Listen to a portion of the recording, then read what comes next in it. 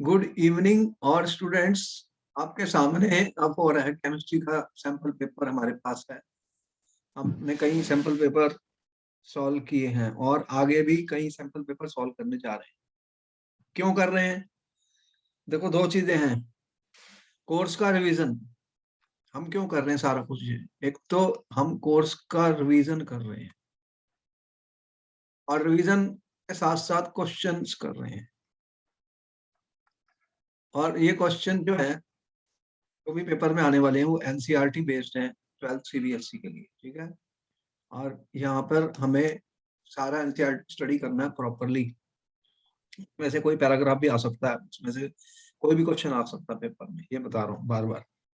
तो हम जब क्वेश्चन पेपर करेंगे बहुत सारे, तो एक तो जो भी चैप्टर में से क्वेश्चन हम कर रहे हैं वो रिवाइज होगा।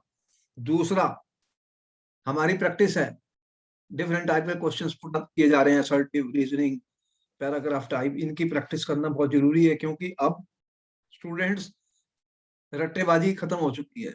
अब आपके सामने स्क्रीन पर है कोई चीज, उसको पढ़ना है और उसके बाद में कुछ आंसर हो सकता है उसमें से मिले, और कुछ आंसर एनसीईआरटी बेस्ड, मतलब एनसीईआरटी के जो चैप्टर हैं उनसे पढ़। तो ये सारा मतलब प्रैक्टिस इज रिक्वायर्ड। तो इसके कई फायदे हैं जो हम कर रहे हैं। उसके हमें बहुत सारे क्वेश्चन आंसर पेपर में मिलेंगे सेम ही, और वेरिएशन के साथ। वेरिएशन को हम डिस्कस कर रहे हैं, एक्सप्लेन कर रहे हैं हर चीज को, ताकि स्टूडेंट्स सभी टाइप के क्वेश्चंस के लिए तैयार हो। ये आइडिया है। अब आपके सामने एक पैसेज है, इसको पढ़ना है हमें, पहले बहुत ध्यान से पढ़ना है, उसके बाद ही हम आंसर कर पाएंगे। ये कह रहा है, read the passage and answer any four out of the following questions. इसमें क्या लिखा हुआ है? Nitrogen differs from rest of the members of group 15। अब मुझे जैसे ही ग्रुप 15 लिखा स्टूडेंट्स, तो देखो मेरे दिमाग में एक इमेज बन गई। इसको मैं हटा देता हूँ, इसकी जरूरत नहीं है। देखो एक एक वर्ड से कितना बड़ा रिवीजन होने जा रहा है। आप ग्रुप 15 के एलिमेंट्स के नाम बताओ स्टूडेंट, जल्दी से। कौन कौन से हैं ग्रुप 15 के एलिमेंट्स मेरे पास स्टूडेंट्स? नाइट्रोजन, फॉस्फोरस, तो ग्रुप 15 मेरे पास है स्टूडेंट्स। आप कह रहे हो नाइट्रोजन है, फास्फोरस है, आर्सेनिक है, आर्सेनिक, एंटीमनी, बिस्मथ। बिस्मथ। अच्छा जी, ये एलिमेंट्स प्रेजेंट है इसमें। तो नाइट्रोजन का एटॉमिक नंबर कितना है स्टूडेंट? 7। और ये हो गया 15। ये कितना हो गया? 33। ये कितना हो गया? 18 ऐड करूं तो 151, और 32 ऐड करूं तो 83। Is it right? Yes sir. हमें समझ में आई, मैजिक नंबर का मैंने यूज किया स्टूडेंट। और बताओ कि इनकी general electronic configuration, general valence electronic configuration क्या है 15 की? कितने इलेक्ट्रॉन है आउटर मोस्ट में? 15 माइनस 5 कह रहे हो तुम? 5 NH2 NP3। एनपी। तो देखो कि कोई भी क्वेश्चन में मैं एक वर्ड लिखता हूँ, मेरे को पता होना चाहिए स्टूडेंट, पूरा पूरा माइंड में एक मैप बन।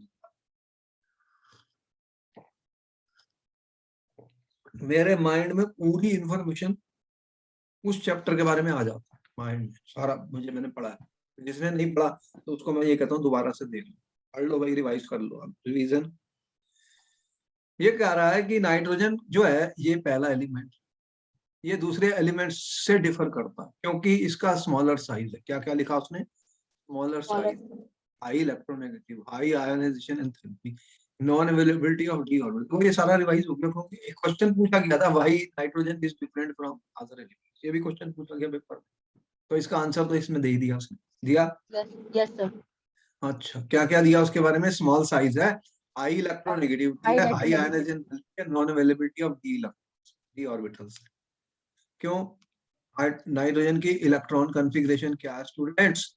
नाइट्रोजन की मैं लिखता हूँ 1s2 2s2 2p, कितना हो गया? 4 और 3 7। अब इसके अंदर कोई डी ऑर्बिटल नहीं है। ये मेरा फर्स्ट शेल है student, n equal to principal quantum number 1 है, ये प्रिंसिपल क्वांटम नंबर 2 है, ये के एल शेल है। एल शेल में सिर्फ दो ही ऑर्बिटल होते हैं स्टूडेंट, 2s और 2p वाले। 2s एक होता है, 2p के 3 होते हैं। कर मेरे माइंड में बन गई है, कोई डी है ही नहीं इसमें, डी है ही नहीं। तो फिर ये जब हम कंपाउंड्स बनाते हैं स्टूडेंट, तो 4 इसके अंदर हैं ऑर्बिटल्स, तो 4 ऑर्बिटल्स का ओवरलैप हो सकता है अगर 4 अनपेयर्ड इलेक्ट्रॉन हो। और अगर 3 अनपेयर्ड है तो 3 होगा, तो फिर लेकिन एक लोन पेयर ऑफ इलेक्ट्रॉन है तो वो कोऑर्डिनेट कोवेलेंट बॉन्ड बना सकता है। कुल Yes, मिला sir. के कोवेलेंसी कितनी हुई? ये क्वेश्चन ही पूछा गया पेपर में, किसी और पेपर में, what is the covalency of nitrogen? Covalency क्या होती है स्टूडेंट्स? Nitrogen की 4. और ऑक्सीडेशन स्टेट?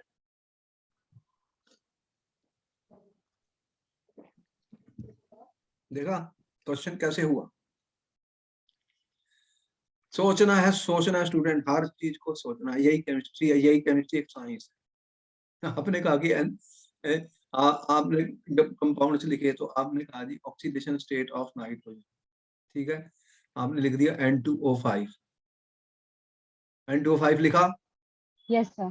अब N2O5 एग्जिस्ट करता है।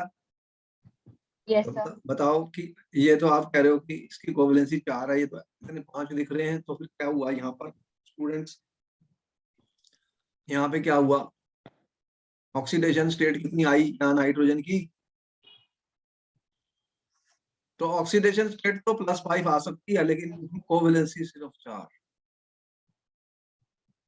ठीक है, -10। Yes, और sir. ये तो ये 5 इलेक्ट्रॉन को अगर ऑक्सीजन खींच सकती है अपनी तरफ, जिसे ऑक्सीडेशन स्टेट कहा गया था, तो उसको +5 चार्ज मिला नाइट्रोजन को। ये सारी चीजें देखो, हम क्या कर रहे हैं, हम एक वर्ड को समझ रहे हैं, ऑक्सीडेशन स्टेट क्या होती है, कोवेलेंसी क्या होती है, ये सारी बातें पूछी जाएंगी एग्जाम के, अब पूछे जाएंगे क्वेश्चन, मतलब इसी के टाइप। जिसको नहीं समझ में है वो क्या आंसर करेगा? नहीं कर सकता। एनसीईआरटी बहुत लिमिटेड चीजें लिखता है, लिमिटेड आंसर देता है, तुम्हें खुद समझना पड़ता है ये क्या मतलब हुआ, इसका एक्सप्लेन करवाना पड़ता है। तो nitrogen has a unique ability, एक यूनिक एबिलिटी कह रहा है, to form P pi multiple. भाई ये पी पाई बॉन्ड क्या होता है स्टूडेंट्स? बहुत सारे स्टूडेंट ने कहा सर ये पी पाई समझ में नहीं आया, क्या होता है? क्या होता है पी पाई भाई?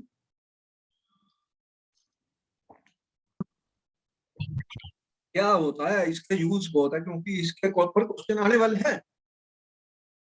नाइट्रोजन मैंने लिखा स्टूडेंट, पाई ऑर्बिटल में से बॉन्डिंग होती है, पाई इलेक्ट्रॉन्स की बॉन्डिंग. भाई इलेक्ट्रॉन कौन से होते हैं? इलेक्ट्रॉन तो यही है हमारे पास, 2s और 2s और 2p में इलेक्ट्रॉन है स्टूडेंट, नाइट्रोजन में। ये तो है मेरे पास नाइट्रोजन, ये थोड़ा मैंने ऊपर रखा, इसकी एनर्जी थोड़ी ज्यादा है इससे। एक नाइट्रोजन है और एक और नाइट्रोजन है, उसके पास क्या है? 2s और ये लो 2p। चलो इसको मैंने ऐसे दिखा दिया, स्पिन अपोजिट कर दी। अब इसमें 2 हैं, ये भी नाइट्रोजन है। अब ये जब नाइट्रोजन बॉन्ड बनाएंगे तो पहला जब यहाँ पे ये ओवरलैप होगा, वो कौन सा ओवरलैप होता है? एक बनेगा, ये नाइट्रोजन है, तुमने कहा ये लो हो गया नाइट्रोजन, हो गया। Yes, sir. अब एक बॉन्ड बना, अभी दो दो एक एक इलेक्ट्रॉन पड़ा हुआ है, किसमें? पी में पड़ा हुआ है। 3 पी ऑर्बिटल क्या होते हैं? ये सिग्मा बॉन्ड है स्टूडेंट्स, Sigma. क्योंकि ये जो ओवरलैप हुआ है पी ऑर्बिटल्स का, वो कैसे हुआ है?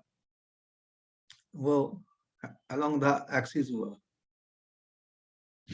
हेड ऑन ओवरलैप कहते हैं। अब जो 2 पी बचे हैं स्टूडेंट, वो क्या है? ऐसे साइडवेज, ये कैसे हैं? ऐसे पैरेलल है। अब ये जब ओवरलैप करेंगे तो ये क्या बनाएंगे? Pi bond. Pi bond. तो 2 बनने वाले हैं पाई बॉन्ड। तो इसमें कौन से ऑर्बिटल यूज हुए हैं? 2p, ये है 2p पाई और 2p पाई ओवरलैप हुआ है। 2p वाले जो है ना, वो पाई बॉन्ड बना है, ठीक है। इसी को हमने Okay, sir. P pi bond लिखा है, इसमें लिखा है पी पाई, ये पी पाई लिखा है। तो ये अपने साथ पी पाई मल्टीपल बॉन्ड बनाते हैं, उसका साइज छोटा होता है। ये जो 2p ऑर्बिटल होते हैं, इनका साइज छोटा होता है स्टूडेंट, इनकी इफेक्टिव ओवरलैप हो जाती है। इफेक्टिव ओवरलैप क्या होती है? Effective Effective overlap. ओवरलैप हो जाती है, क्योंकि साइज साइज इनका स्मॉल है स्टूडेंट्स। और जब 5p 6p पे जाऊंगा तो उनके साइज बहुत लंबे लंबे हो जाएंगे, उनकी इफेक्टिव ओवरलैपिंग नहीं होती, वो इफेक्टिव ओवरलैप नहीं हो पाती, क्योंकि वो दूर हो जाते हैं, बड़े बड़े डिफ्यूज है, लार्ज है। अब क्या हुआ, nitrogen exist as a diatomic, इसी का कारण था कि ये डाई एटॉमिक बन गया with a triple bond, 1s and 2p between two atoms. Phosphorus, arsenic, antimony form single bond, students, while bismuth forms metallic bond. Nitrogen is produced commercially by the liquefaction and fractional distillation of air. Liquid nitrogen boiling point 77.2 distills, leaving behind liquid oxygen. Liquid oxygen का boiling point 90 K है, इसका 77.2 K है. तो पहले कौन निकलेगा जब मैं डिस्टिलेशन करूंगा?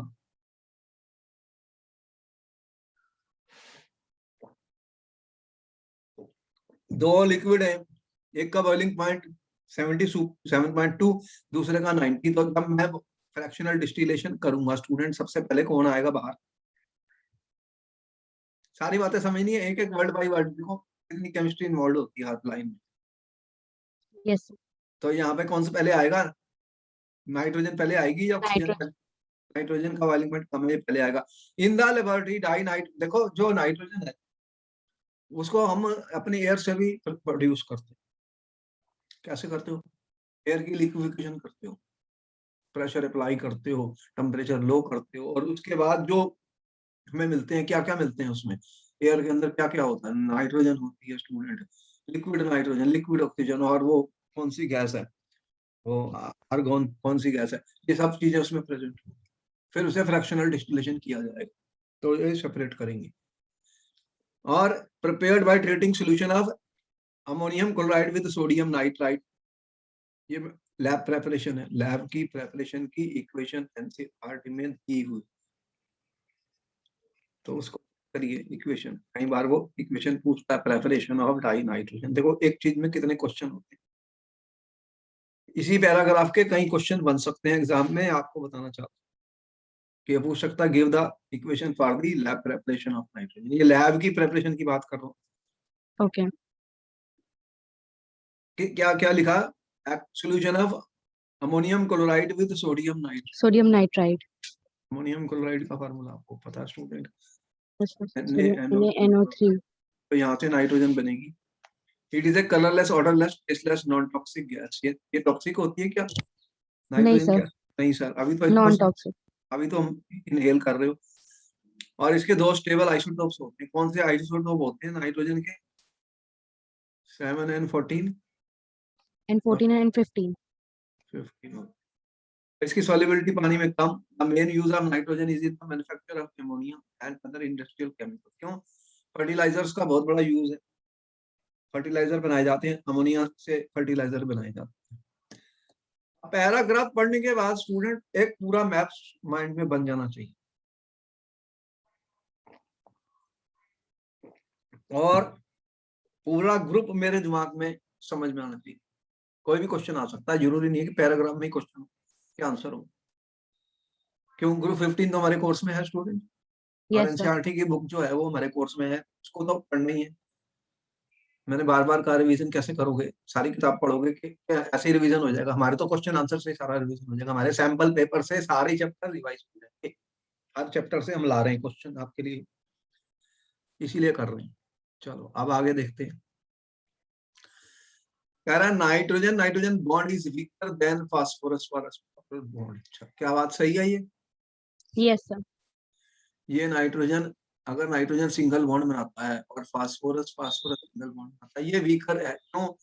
High inter electronic repulsion of bonding electron. No sir non bonding electrons bonding electron तो ये बॉन्ड बना गए. यस सर दूसरा क्या? High inter electronic non bonding. तो यस दो sir this is electron the answer bond नहीं बना रहे नाइट्रोजन में, वो रिपेल करेंगे, तो ये आंसर सही है. यस सर सेकंड ये रिपेल करेंगे. नो रिपल्शन बिटवीन, ये गलत, ये गलत.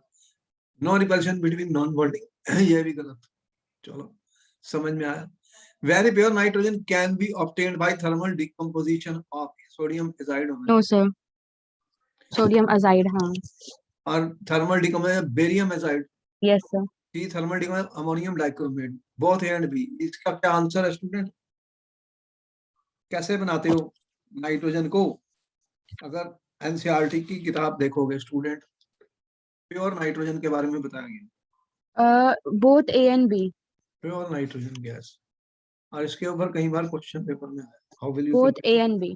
Thermal decomposition of sodium azide and barium azide. Both. Azide का क्या होता है? N3 माइनस एजाइड होता है, N3 minus.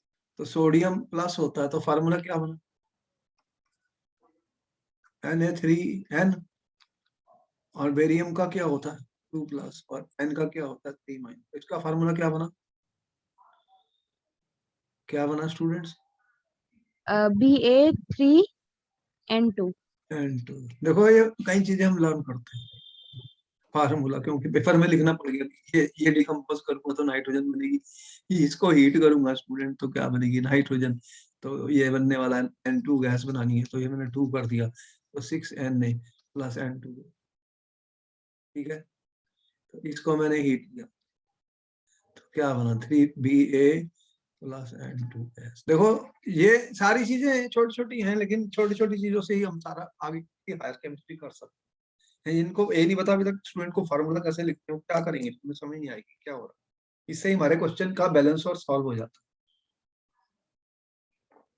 है। एक एक वर्ड को समझना, एक एक वर्ड को लर्न करना। केमिस्ट्री एक साइंस है, केमिस्ट्री एक साइंस है, इससे हमारी हम आसान हो जाती है। तो आंसर हमारा क्या लिखा था? तुमने लिखा D, both A and B.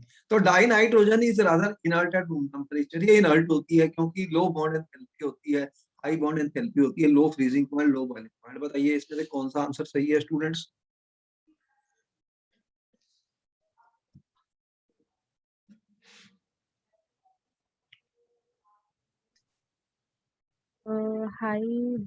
High bond enthalpy of NN bond.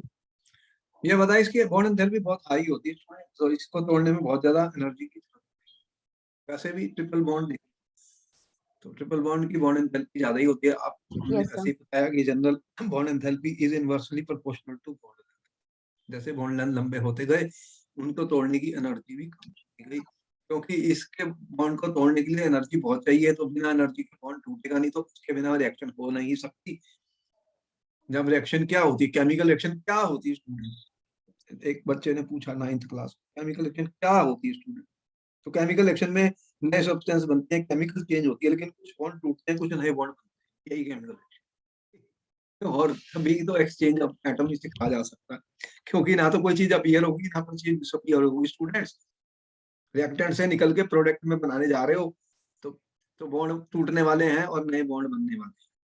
और आयनिक रिएक्शन बहुत फास्ट होती है, इसका भी समझ में आ गया तुम्हें। केमिकल काइनेटिक्स पढ़ा था स्टूडेंट, क्योंकि वो आयंस है, तो बॉन्ड टूटे ही नहीं, फटाफट रिएक्शन हो जाएगी फटाक से। ठीक है, ये भी समझ में आ गया। Yes, sir.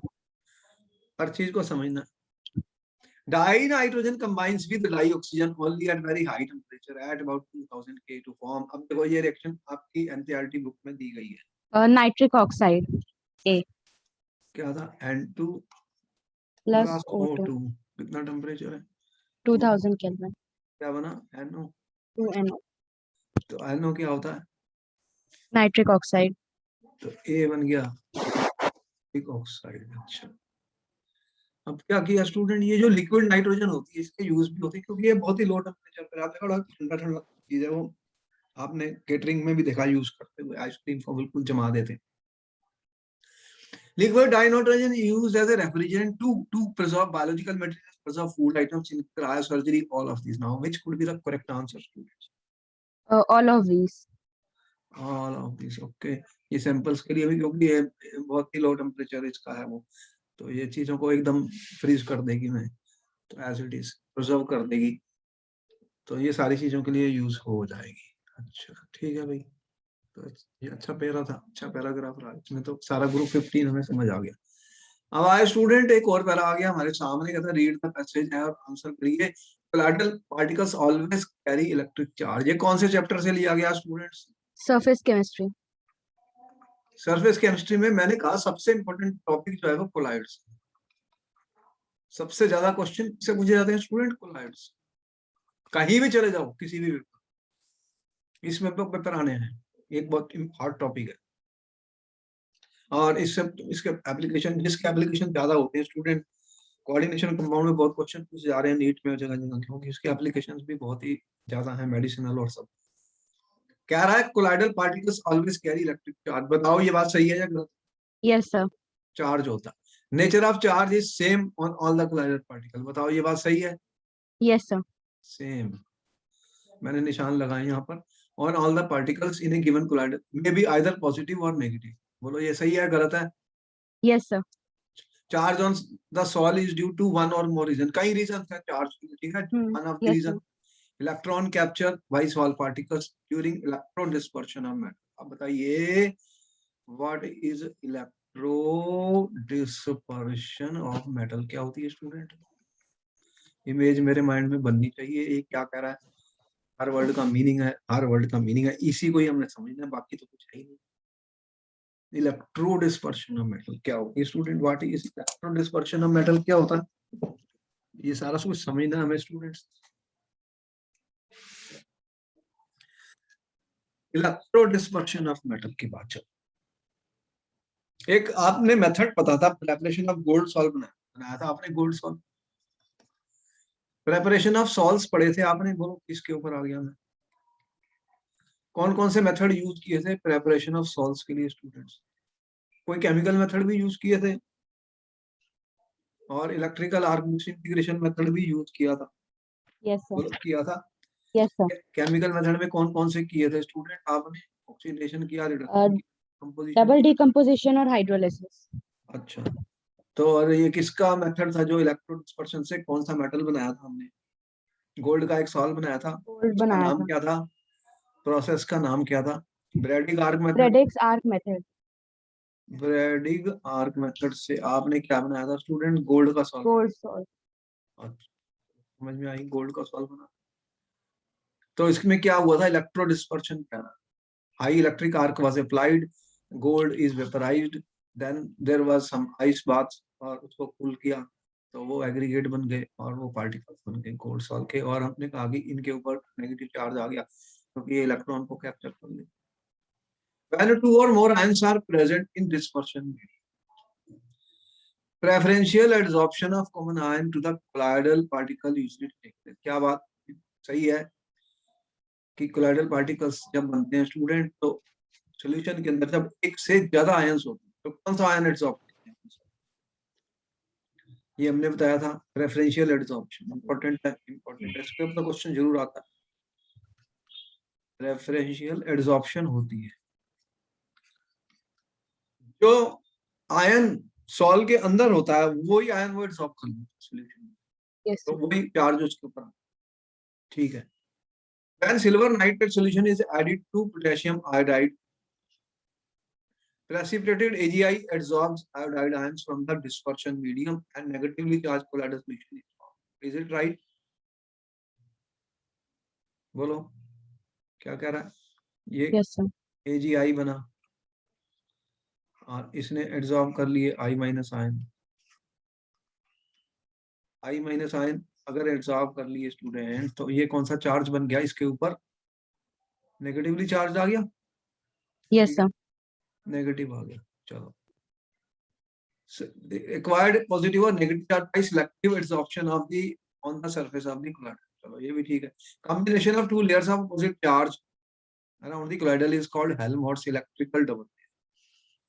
ये बताई थी what is Helmholtz electrical double layer student. एक प्लस वाली है, एक माइनस वाली है, इस तरह से। तो इनके अंदर क्या हो जाएगा? एक पोटेंशियल डिफरेंस क्रिएट हो जाएगा। इसे क्या बोला इसने? Helmholtz electrical double layer. presence of equal and similar charges on colloidal is largely responsible for providing stability to the colloidal solution। Is it right? Yes sir. अच्छा, तो पूरा पैराग्राफ हमने समझ लिया, उसको निशान लगा लिए और सब कुछ सामने। अब मतलब मुझे पूरा रिवाइज हो गया है कोलाइड्स यस के। सर। अच्छा, अब इसके ऊपर क्वेश्चन देखते हैं क्या क्वेश्चन आ रहे हैं। अब ये असर्शन और रीजन जो सबसे मुश्किल क्वेश्चन होते हैं स्टूडेंट्स, इसके ऊपर बहुत सोचना पड़ेगा, फोकस करना पड़ेगा और मतलब पे अटेंशन स्टूडेंट, इंपॉर्टेंट, क्योंकि यहीं पर ही ये बहुत अच्छे होते हैं क्योंकि इनसे रिवीजन भी बहुत ही बढ़िया होता है। आप पहले पढ़ लिया करो, ये चार स्टेटमेंट सेम हो सकता है, ये किसी क्वेश्चन के लिए डिफरेंट भी कर दे। मतलब ऐसा नहीं है कि ये जो चार लिखे हैं ऐसे ही आने हैं, कुछ भी करेगा। मतलब चार चार आंसर कुछ भी बना सकता है वो बोर्ड में, ये थोड़ी है कि जो यहाँ Okay. पर दिख रहे हैं मुझे ऐसे ही आएगा भी ए सही है या बी है या डी वाला हमेशा असर्शन रॉन्ग है या रीजन करेक्ट है, ऐसा कोई रूल नहीं है।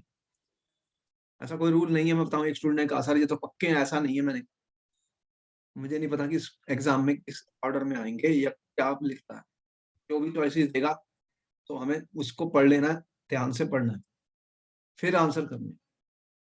अभी तक जो आ रहे हैं ज्यादातर ऐसे आ रहे हैं, कुछ ऐसे भी आएंगे जिनमें ये सीक्वेंस चेंज होगी, फिर क्या करूंगा? तो फिर मुझे पढ़ना ही पड़ेगा। ब्लाइंडली आंसर नहीं लिखना, ये मेरा मतलब है। कोई भी क्वेश्चन को पूरी तरह पढ़ना है तभी आंसर लिखना है। असर्शन क्या है? The presence of equal and similar charges on colloidal particle is larger responsible in providing stability to the colloidal particle. बोलो ये बात सही है या गलत?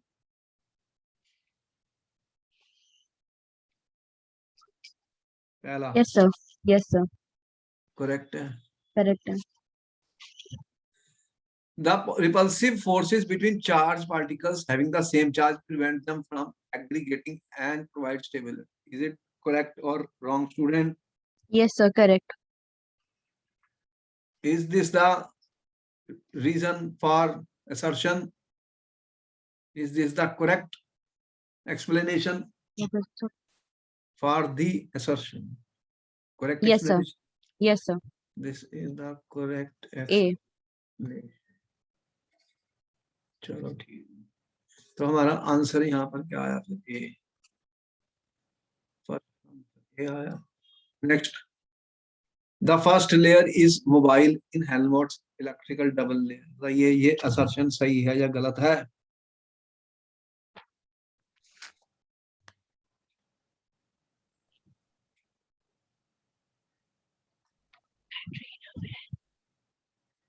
The first layer is not mobile, it is fixed. ये जैसे बना था आपका, ऐसे बना था, मान लीजिए। चलो मैंने दिखाया था पैराग्राफ में। मान लो ये AGI बना, तो AGI जो अपने जब चार्ज आएगा वो तो स्ट्रांगली एब्जॉर्ब होंगे। Yes, sir. ये वाले I- एब्जॉर्ब कर लिए थे इसे। ये वाली जो लेयर होती है इसे ये मूव थोड़ी कर रही है, ये फिक्स्ड है। Yes, sir. Fixed. और ये जब लेयर को खींचेगा दूसरे वाले अपोजिट आयंस को, अगर वो कोई भी आयंस है, मान लो K+ है, जो भी सोल्यूशन में है, तो ये वाली मोबाइल होती है। ये वाली लेयर मोबाइल होती है, जो इसके बाहर होती है दूसरी, ये तो फिक्स है। तो क्या था? असर्शन फर्स्ट लेयर मोबाइल, ये रॉन्ग स्टेटमेंट है। तो फिर इसका आंसर यहाँ तो आसानी हो गया, असर्शन रॉन्ग है। D. Potential difference between fixed layer and diffused layer, इसे फिक्स्ड लेयर कही जाता है, और उसको क्या बोलते हैं? Diffused layer. Diffuse layer. Is called zeta potential. इसी को उसने पूछा था एग्जाम में, व्हाट इज जीटा पोटेंशियल। अब इसकी डेफिनेशन Yes, भी sir. हमें This is मिल correct. गई, ये करेक्ट है। तो हमारा आंसर क्या है फिर इसका? D. कौन सा था ये? Second part. तो ये क्वेश्चन आ गया, अगर व्हाट इज जीटा पोटेंशियल, तो उसकी डेफिनेशन हमें यहाँ से मिली। देखो ये सारा रिवीजन होता है, ये इसलिए मैंने कहा ये बहुत अच्छे क्वेश्चन होते हैं, इसमें बहुत फायदा है, क्योंकि इसे बहुत सारी डेफिनेशन हमें मिल जाती, बहुत सारा कोर्स रिवाइज हो जाता है। जीटा पोटेंशियल का पता लगता है। Next question is on the screen students. The sol particle in colloid has a charge. क्या बोलो, ये सही है या गलत है? Yes, sir. Correct. The charge in the sol is due to electron captured by the sol particle during electron dispersion of the matter. Is it correct? Yes, sir. ये भी correct है. अब इसने पैराग्राफ में लिखा, तो फिर क्या ये इसका एक्सप्लेनेशन है? Yes, sir. एक्सप्लेनेशन तो तो A. हो गया, आगे चल।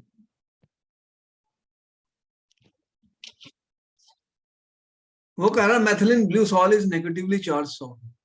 अब देखो ये तो पैराग्राफ में है नहीं, लेकिन एनसीईआरटी के अंदर आपको एक टेबल दे रखी थी कोलाइड्स में। दो टाइप के सॉल्व बताए थे, क्या बताए थे? Positive And negative.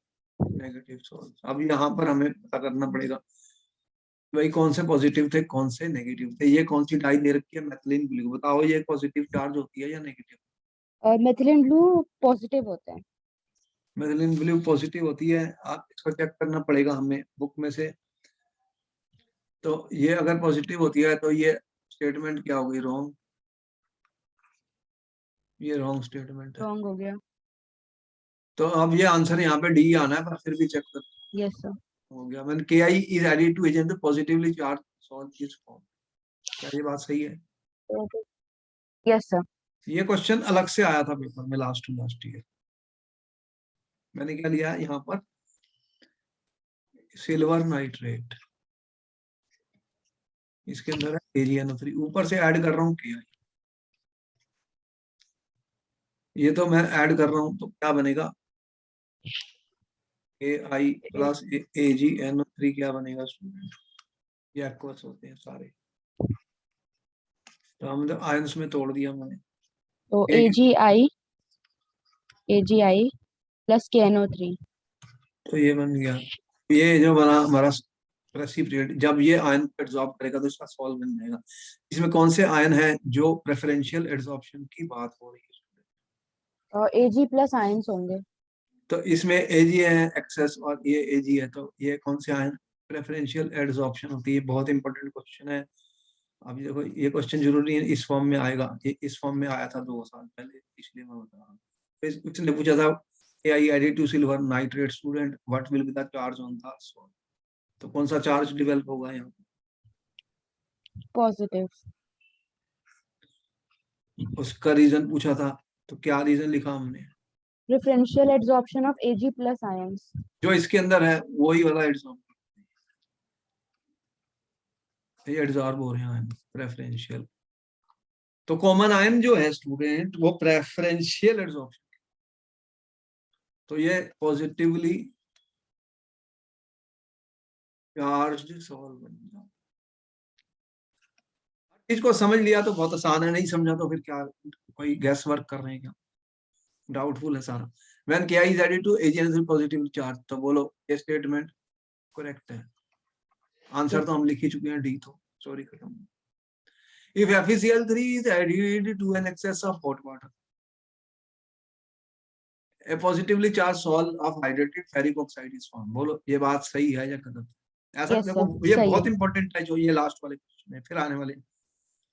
ये मेरे पास वाटर है स्टूडेंट,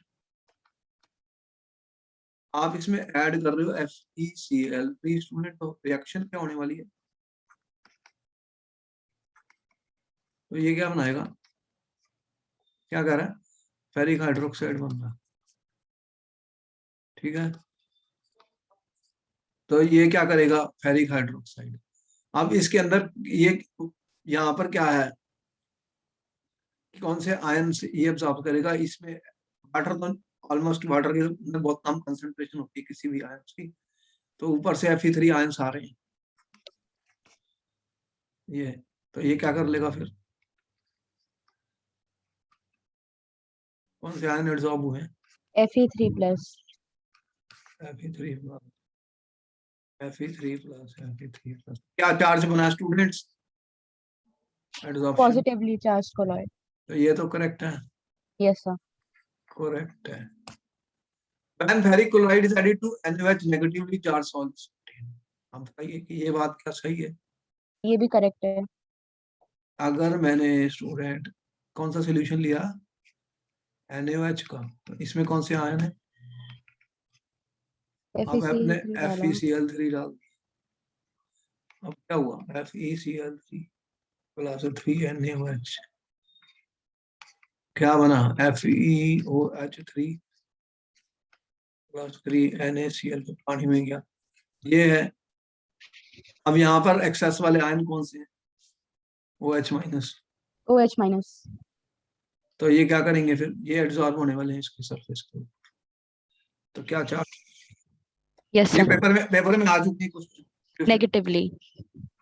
ये इंपॉर्टेंट नेगेटिव है, ये चार्ज। फिर आने वाला है, ये क्वेश्चन बहुत इंपॉर्टेंट है जो आप कर रहे हैं।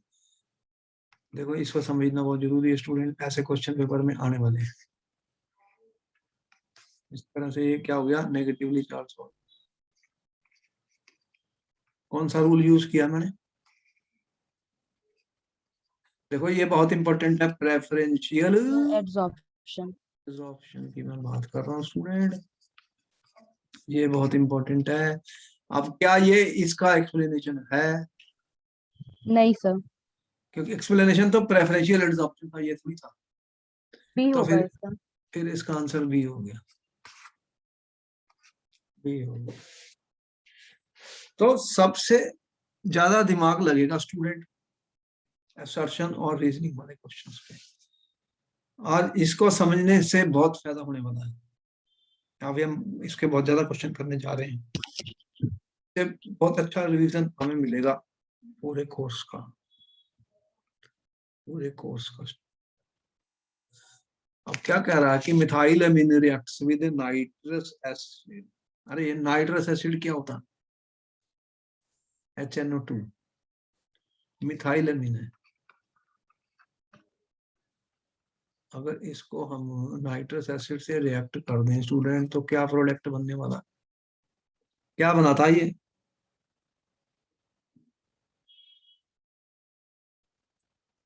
ये बनाएगा CH3OH। अल्कोहल बन जाएगी। और ये रिएक्शन आपको पता है लो टेम्परेचर पे होती है, लो टेम्परेचर की, क्योंकि ये अनस्टेबल है बहुत ज्यादा इस H2O। तरह से। तो ये नाइट्रोजन काफी स्टेबल गैस होती है, तो ये निकल जाती है, और ये ड्राइविंग फोर्स होती है रिएक्शंस की। जहां भी गैस बनती है वो ड्राइविंग फोर्स होती है, एंट्रोपी इंक्रीज कर देती है। इंसुलिन प्रोटीन है, क्या इंसुलिन को प्रोटीन है? ये यस सर। प्रोटीन्स क्या होती है स्टूडेंट? यहाँ पे आ गया फिर, ये कौन से चैप्टर का? बायोमोलिक्यूल। बायोमोलिक्यूल्स। बायोमोलिक्यूल्स। तो बताओ स्टूडेंट, प्रोटीन्स क्या होती हैं? क्या होती है proteins? Sir, proteins are a type of biomolecules in the living system. मैं कह रहा हूँ केमिकली क्या होती हैं, वो तो हमें पता। ये क्या होते हैं प्रोटीन्स? आपने देखा था polymers of amino Amino acid, acids. Polypeptides chains होती हैं इनमें, प्रोटीन्स के अंदर। दो टाइप की बताई थी, एक फाइब्रस और एक ग्लोबुलर। Globular. तो जो चेन्स होती हैं, जो फाइबर की तरह स्ट्रेट चेन्स बन जाती हैं, और जब वो कॉइल्ड हो जाती हैं तो ग्लोबुलर प्रोटीन्स बन जाती हैं। हमने पढ़ा था, पॉलीपेप्टाइड्स पढ़ा था स्टूडेंट।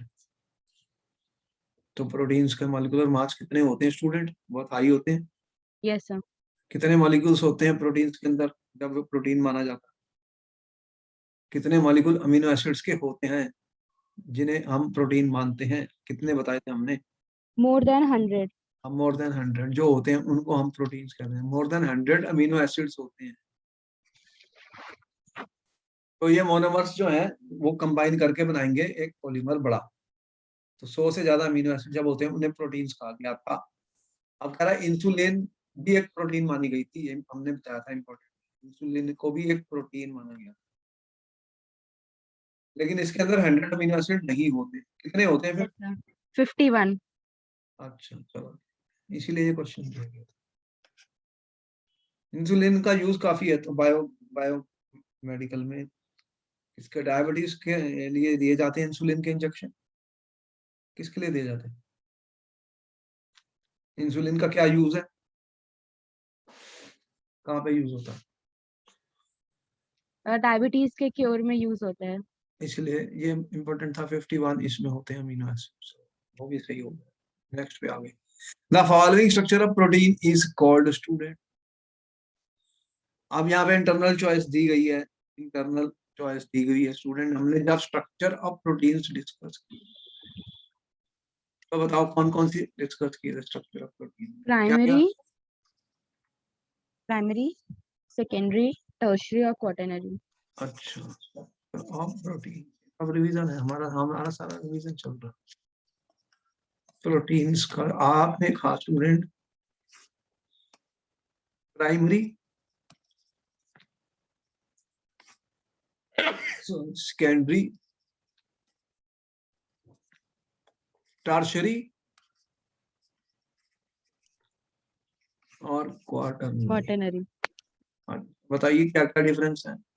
प्राइमरी में क्या होता है? प्राइमरी में स्ट्रेट चेन होती है, which tells us about the position of amino acids.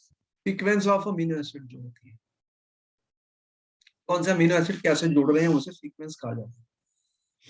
एक पेपर में हमने बनाए थे ट्राइपेप्टाइड, बनाया था नहीं, बोर्ड के पेपर में। तो वो सीक्वेंस जो होती है वो उसको चेंज करें तो फिर डिफरेंट बन जाती है एक चेन। तो प्राइमरी स्ट्रक्चर एक पर्टिकुलर सीक्वेंस को कहते हैं, इसीलिए बहुत सारे प्रोटीन्स हो, एक ये नहीं है कि एक ही प्रोटीन है, अलग अलग चीजों से अलग अलग टाइप के प्रोटीन हमें मिलते हैं। तो वो सीक्वेंस चेंज हो जाती है तो वो प्रोटीन भी चेंज हो जाएगा, और उसकी उसकी एक्टिविटी जो बायोलॉजिकल होती है वो भी चेंज।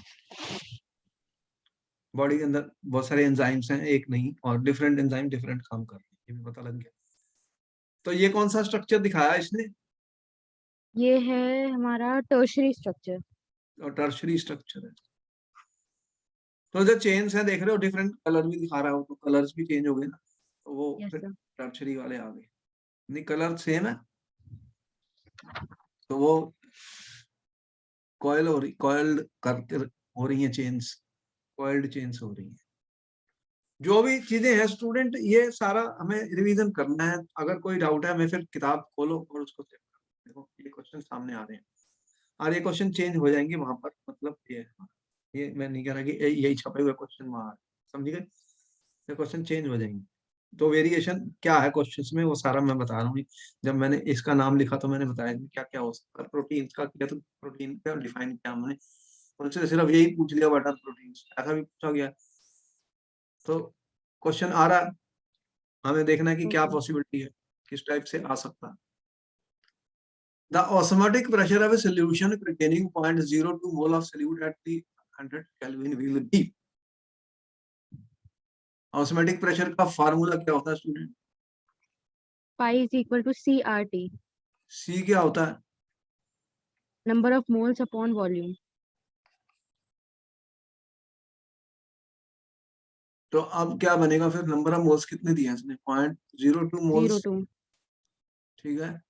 0.02 मोल्स कह रहा है। आर की वैल्यू कितनी होती है? 0.082। 0.0821। The osmotic containing 0.02 mole of solute, ठीक है, एट 300 के 300 into temperature, 300, first option. 300 temperature,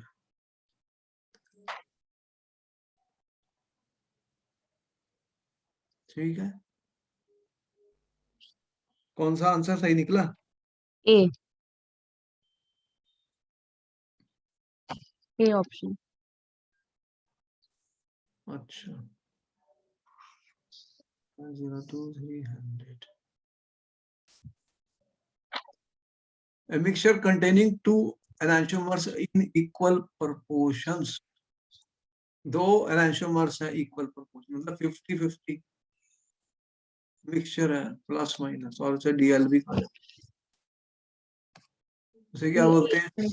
0, it will be B option, racemic mixture, and will have zero optical rotation. Will be called racemic mixture and will have zero optical। Zero optical rotation, B. तो इसका rotation cancel हो जाता है, 50-50। Yes. तो ये इसे बोलते हैं रेसमिक। ये जब हमने कौन सी रिएक्शन की थी, तो इसमें रेसमिक मिक्सचर मिलते हैं एल्काइल हाइड्राइड्स में, दो SN2 और SN1 दो की। SN1। बताओ किसमें मिला था रेसमाइजेशन? अगर कायरल uh, मॉलिक्यूल, अगर कायरल, SN SN1 में मिला था। तो अगर वो कायरल बन जाता मॉलिक्यूल, तो यहाँ पर रेसिमाइजेशन होती थी।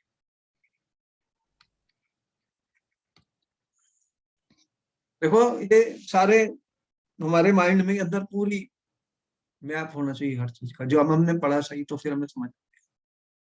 Ethyl benzene can not be prepared by elimination reduction, Wurtz Wurtz Fittig reaction, Friedel Crafts reaction, Wurtz reaction. Ethyl benzene का फार्मूला क्या है? It cannot be prepared by Wood's reaction, CH2 CH3। क्लीमेंसन reduction से अगर बनाना है तो क्या use करूंगा,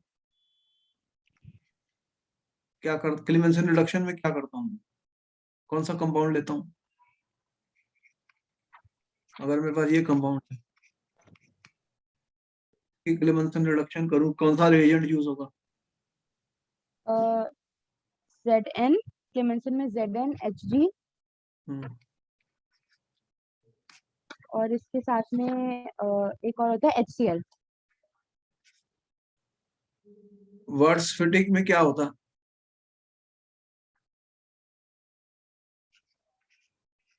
एक बेंजीन रिंग होती है और एक aliphatic.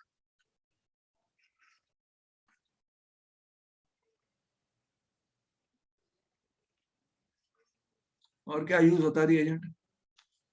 Na in presence of dry ether।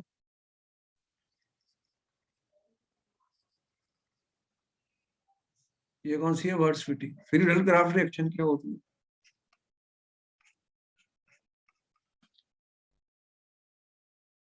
Plus CSC AlCl3 anhydrous AlCl3। ये मेरी फ्रीडल क्राफ्ट है। ये वाली कौन सी है? वर्ड्स फिटिक। वर्ड्सफिटिक और ये वाली क्लीमेंसन। देखो सारा क्लेमेंसन। हमारा रिवीजन हो रहा है, आप दिमाग लगाना है, देखो हर एक एक चीज को एक्सप्लेन किया जा रहा है। एग्जाम में ये रिएक्शंस पूछी जाती हैं, मैंने कहा कि मैंने अपलोड की थी जो मेल यस सर। है, उनको सुन लो एक बार, वो सारी आ जाएंगी, उसमें कोई भी क्वेश्चन आए। तो वर्ड्स रिएक्शन में क्यों नहीं बनता? क्योंकि उसमें तो हम एलिफेटिक चेन्स का यूज करते हैं ना। मैंने ऐसा नहीं कहा, लेकिन वर्ड्स रिएक्शन में क्या होता है, जब मैं कंपाउंड एक यूज करूंगा तो उसका डबल बन जाएगा। वो यहाँ पर दो चीजें हाँ हैं, ये दोनों डिफरेंट हैं स्टूडेंट्स, क्योंकि एक एक एरोमेटिक है और एक एलिफेटिक है, एलिफेटिक है। Alkyl halide. तो इसमें ये हम बना नहीं सकते इस मेथड से, इसीलिए ये वाला मेथड यूज किया था वर्ड्स फिटिंग। एक फिटिंग रिएक्शन भी होती है, देखो ये सब इंपॉर्टेंट है। आंसर डी है। फिटिंग में क्या यूज किया था, देखो ये कंपाउंड बहुत बार आ चुका है, लिखा था एन ने, क्या बनेगा? ये वाली रिएक्शन कौन सी होती है, ये फिटिंग। क्या बना था इसमें स्टूडेंट्स? दो बेंजीन रिंग डाइफिनाइल। ये बहुत बार पूछी जा चुकी है स्टूडेंट।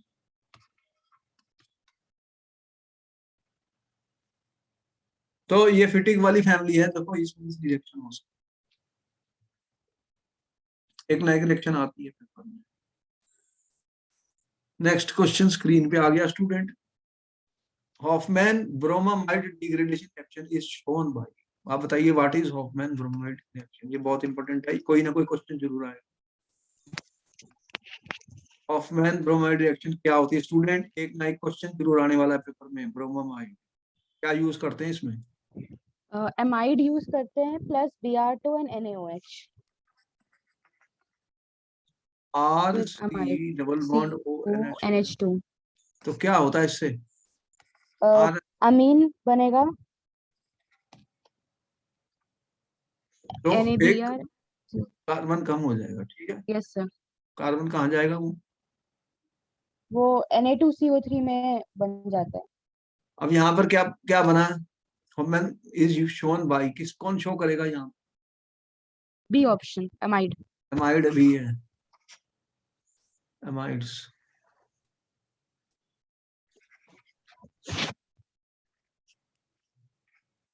एमाइड से अमीन बनाने का बहुत ही बढ़िया मेथड है, ये बहुत बार पूछा जा चुका है।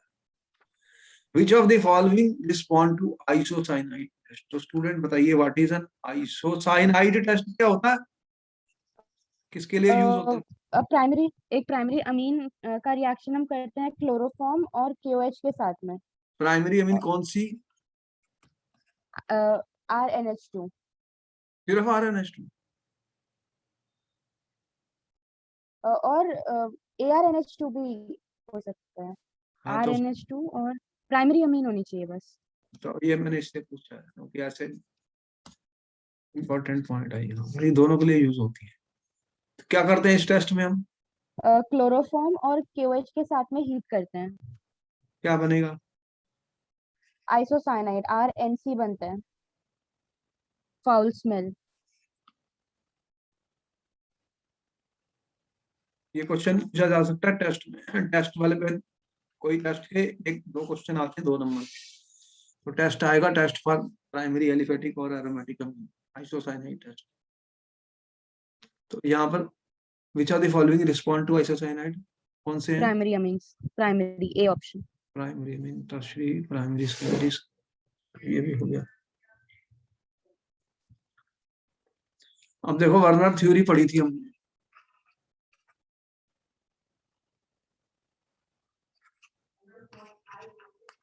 पढ़ी थी Werner theory of coordination compounds.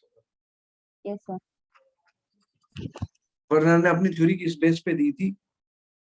उसने कैसे कहा कि 2 वैलेंसी होती है, प्राइमरी होती है, एक सेकेंडरी वैलेंसी होती है। सेकेंडरी वैलेंसी और प्राइमरी में क्या डिफरेंस होता है स्टूडेंट, याद है? प्राइमरी वैलेंसी और सेकेंडरी वैलेंसी में डिफरेंस, प्राइमरी वैलेंस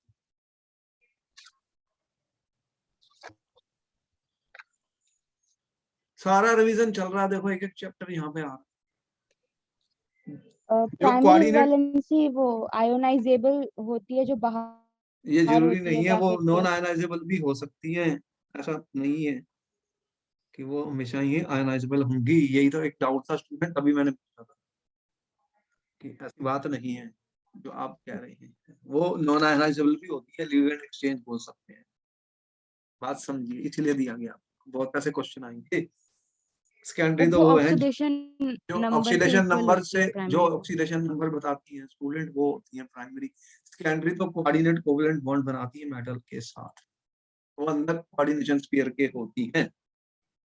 जितने lone pair of electron donate हो रहे हैं उसी का ही सेकेंडरी वैलेंसी कहा जाता है। अब कह रहा है विच कॉम्प्लेक्स गिव 3 क्लोराइड आयंस। आप बताओ कि ये 3 उसने जब कॉम्प्लेक्स बनाए थे तो वो डिफरेंट कलर्स के आए थे, तो कौन से 3 क्लोराइड आयंस देंगे अगर इनके फार्मूले लिखे जाएंगे? तो यहाँ पे कौन सा दिख रहा स्टूडेंट तुम्हें?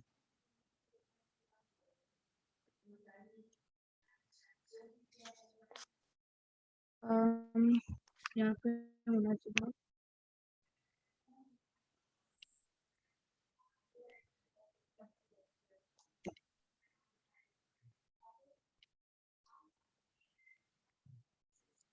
A option. ये ऑप्शन वो गलत आंसर है। इसको लिखोगे कैसे? 5 वाटर मॉलिक्यूल इसके अंदर, तो जब आप लिखोगे, देखो अगर मैंने ऐसे लिखा स्टूडेंट,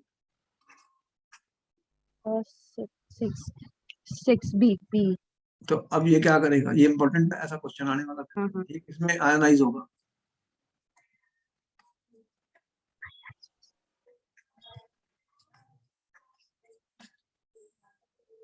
अब ये 3 मोल देगा AgCl, कितने देगा? 3 क्लोराइड आयन दे रहा, सिल्वर नाइट्रेट डाला उसने तो 3 मोल AgCl देगा, तो ये कौन सा? बी। कितने आयंस टोटल बने हैं? अगर मुझे कंडक्टिविटी इसकी डिपेंड करती है नंबर ऑफ आयंस पे, चार्ज कैरियर्स के ऊपर डिपेंड करती है, कितने आयन है तो उतनी ज्यादा कंडक्टिविटी। यदि मैं 4 आयन है, देख रहे हो 4 आयन बने हैं स्टूडेंट, जब यस सर। कंडक्टिविटी मेजर करेगा तो लिमिटिंग मोलर कंडक्टिविटी अगर मेजर करेगा तो उसे पता लगेगा 4 आयन के बराबर मिलेगी, 400 समथिंग वैल्यू आने वाली है, हमें आइडिया ऑलरेडी है। देखो जब हमने लिमिटिंग मोलर कंडक्टिविटी निकाली थी जिसमें 4 आयन बनते हैं, तो टूटेगा। आगे क्वेश्चन आ गया student, which are the following complexes can form D and L isomers. अब ये कॉम्प्लेक्सेस बन रहे हैं स्टूडेंट, किसके हैं? ये कोबाल्ट के हैं, ये बाइरेंडेड लिगेंड है, यस सर। और यहाँ पे देख रहे हो ये अमोनिया है 3 Cl3, इसमें किस टाइप के आइसोमर्स बनते हैं? आइसोमराइजेशन पे क्वेश्चन जरूर आएगा स्टूडेंट, कोऑर्डिनेशन कंपाउंड में पढ़ा था isomerism in coordination compound students, yes sir. इस पे क्वेश्चन इम्पोर्टेंट है, ऐसा क्वेश्चन आने वाला है, किसी भी वे में आएगा, ये आइसोमरेशन में जरूर आता है, एक क्वेश्चन पक्का है। अब ये बाइडेंटेड लिगेंड है, ट्रांस कैसे बनाते हो? अगर मैंने ट्रांस बनाया स्टूडेंट, ये कितने इसमें बताओ, कितने ये इसकी क्या ज्योमेट्री होगी, ये जो बना हुआ ऊपर, कितने डोनर एटम्स हैं इसके अंदर स्टूडेंट? सेकेंडरी वैलेंसी कितनी है इसकी, इस कॉम्प्लेक्स में सेकेंडरी वैलेंसी कितनी है स्टूडेंट्स? क्वेश्चन ये मैंने पूछ लिया तुम्हें, सेकेंडरी कितनी है सेकेंडरी वैलेंसी यहाँ इसमें? पे होगी 2 एंड 2 4 6। अरे बाइडेंटेड लिगेंड है, 6 है, तो ऑक्टा Yes. शेप क्या होने वाली है? शेप क्या होती है ऐसे की? ऑक्टाहेड्रल। ऑक्टाहेड्रल। ऑक्टाहेड्रल कैसे बनाते हैं? मैंने कहा ऐसे बनाऊंगा मैं, क्या करूंगा स्टूडेंट, देखो ऐसे मेरे को पिक्चर माइंड में आ जाती है, माइंड में एक पिक्चर आती है। अब यहाँ पर स्टूडेंट ट्रांस का मतलब क्या होता है? ये दो सीएल अगर मैं उल्टे लगा दूं ऐसे, ये 180 डिग्री का एंगल बना रहे हैं और ये EN लगा दिया मैंने स्टूडेंट, ये क्या बन गया? ट्रांस। तो ट्रांस क्या ऑप्टिकली एक्टिव होगा?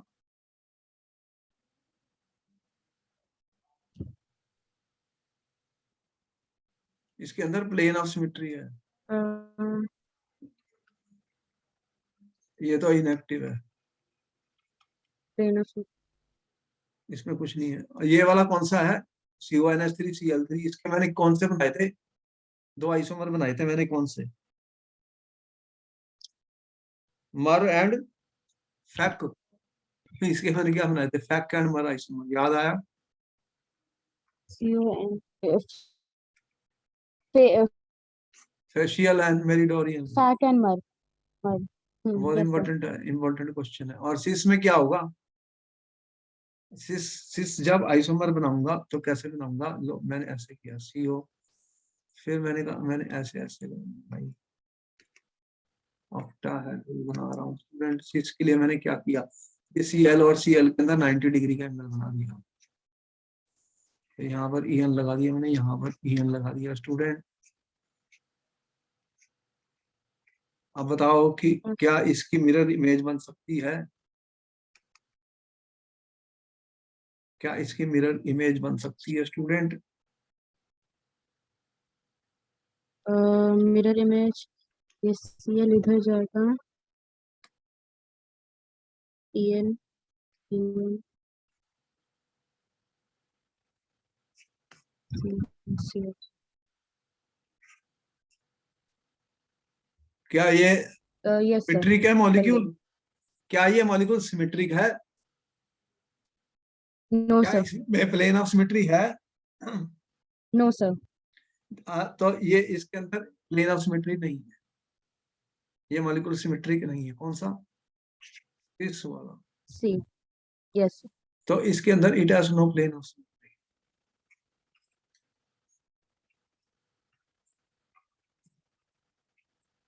तो इसमें सिमेट्री नहीं है स्टूडेंट। तो इसके अंदर क्या बनेंगे? D एंड L बनेंगे, मिरर इमेज आइसोमर्स बन जाएंगे,